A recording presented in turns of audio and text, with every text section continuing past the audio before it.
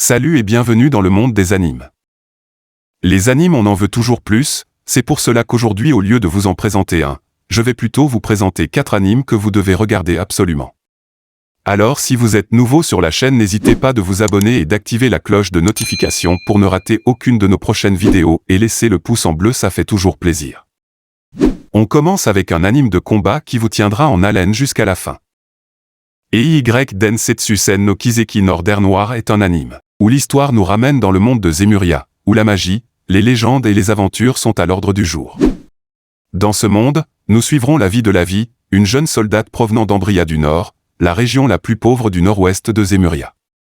Mais déterminée à protéger sa ville natale et à briser les chaînes de son passé familial, Lavi s'engage dans les Northern Jägers, les plus grands soldats mercenaires du continent. Toutefois, Lavi est déterminée à faire la différence et à se démarquer de son grand-père, Vlad, qui autrefois était un héros, mais a fini par trahir l'Ambria du Nord. Avec sa détermination, Lavi se distingue parmi ses camarades de l'armée grâce à son dévouement à ses missions. Cependant, malgré ses nombreuses violations des règlements, Lavi reçoit un jour l'ordre de mener une mission d'espionnage impossible en Erebonia, avec ses compagnons Martin, Iseria et Talion, pour recueillir des informations sur le Imperial Hero, un mystérieux héros en armure capable de détruire toute une armée, qui est une menace pour Ambria du Nord. Dans cette mission périlleuse, Lavi et son équipe vont devoir faire face à de nombreux obstacles et dangers. Ei Densetsusen no Kiseki Northern Noir est un anime de total de 12 épisodes qui parle d'espionnage et du militarisme avec des scènes d'action et de combat et est disponible sur Crunchyroll. Dans le royaume de Fourlan, existent 52 cartes de jeu spéciales, appelées les cartes X, des cartes qui donnent des pouvoirs surnaturels aux joueurs qui les détiennent. Ces 52 cartes se sont éparpillées à travers le pays, causant de nombreux problèmes sur leur passage. C'est ainsi que l'histoire nous ramène auprès de Finn, un jeune homme orphelin qui vivait librement dans la rue. Mais un jour il découvre que son orphelinat était sur le point de fermer en raison des difficultés financières.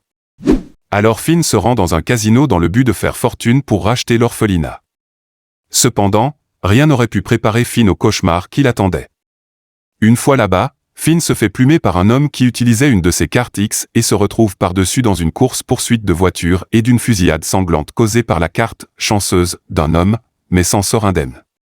C'est ainsi que Finn finit par apprendre de quoi il s'agissait et se fait ensuite recruter par un groupe secret appelé iCard, dont la mission est de retrouver ces cartes dispersées aux 4 coins du royaume et de les collecter pour le compte du roi de Fourlan, tout en travaillant au noir en tant qu'employé du constructeur automobile de luxe Pinocle. Mais leur tâche est compliquée par des ennemis puissants, notamment le constructeur automobile rival Wes-Wu et la famille mafieuse des Klondike. Et c'est ainsi qu'une bataille frénétique entre ces joueurs obsédés par les cartes est sur le point de commencer. iCard est un anime de total de 12 épisodes et qui est rempli d'actions palpitantes, de revirements de situations inattendues et de personnages fascinants qui ont tous leur propre motivation. Il explore également des thèmes profonds tels que la justice, la vengeance et la détermination à parier sur sa propre vie, et est disponible sur ADN. Il y a 10 ans, l'humanité a été témoin du potentiel mortel des armes causées par la Grande Guerre. Pour éviter une autre catastrophe, les gouvernements du monde entier ont eu recours à l'espionnage pour remplir leurs agendas.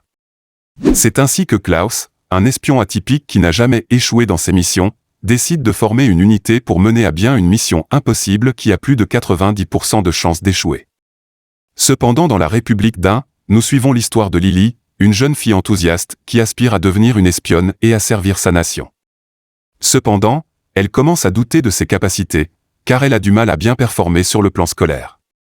La passion de Lily est ravivée lorsqu'elle se voit offrir un diplôme provisoire en rejoignant l'équipe d'espionnage Lamplight, qu'elle accepte avec empressement malgré la nature énigmatique de l'opportunité. En arrivant à destination, Lily est surprise de trouver 6 autres filles qui l'attendent, qui ont toutes également fait face à leurs propres difficultés scolaires. Ainsi Klaus apparaît et révèle qu'elles doivent accomplir une mission impossible, infiltrer l'Empire Galgad après seulement un mois d'entraînement. Bien que sceptiques, les filles acceptent finalement de travailler ensemble sous la direction de Klaus, car cela pourrait être leur seule chance de prouver leur valeur en tant qu'espionne.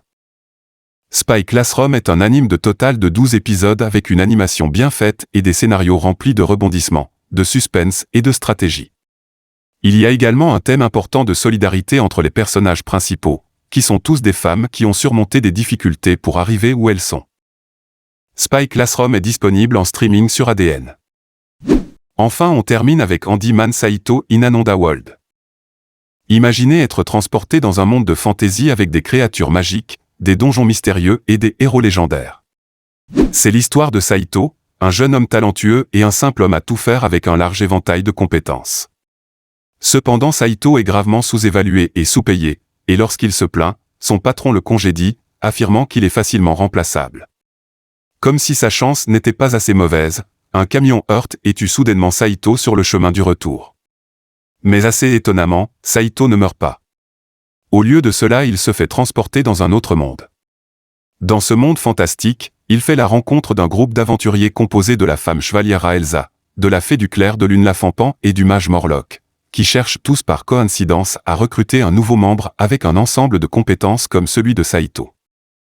Ainsi, tout au long de leur temps passé ensemble, Saito utilise son expertise pour aider ses collègues et devient une personne indispensable du groupe et reçoit la reconnaissance qu'il n'aurait jamais cru possible. Handyman Saito in Another World est un anime de total de 12 épisodes qui parle d'autres mondes et touche pour genre action, aventure et comédie et est disponible sur Crunchyroll. Merci d'avoir regardé cette vidéo jusqu'à la fin, et si elle vous a plu, faites-nous le savoir dans les commentaires. Allez, on se retrouve pour une nouvelle vidéo.